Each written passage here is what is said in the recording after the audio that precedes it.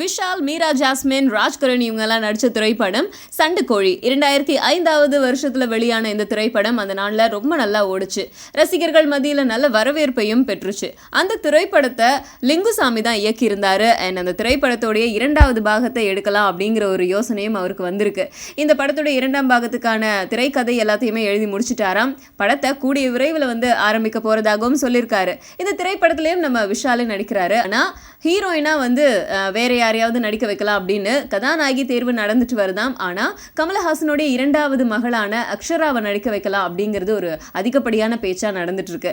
அக்ஷரா ஹிந்தியில் ஷமிதாப் அப்படிங்கிற திரைப்படத்தில் அமிதாப் பச்சன், தனுஷ் கூட சேர்ந்து நடித்தாங்க. அதில் அவங்களுக்கு நல்ல வரவேற்பு கிடச்சிருக்கு. இந்த திரைப்படத்தில் இவங்க நடிப்பாங்களா அப்படிங்கிறது இன்னும் ஃபைனலைஸ் ஆகலை. இருந்தாலும் இந்த திரைப்படத்தில் மீரா ஜாஸ்மினும் முக்கியமான ஒரு கேரக்டரில் நடிக்க போகிறதாக தகவல்கள் வெளியாயிருக்கு.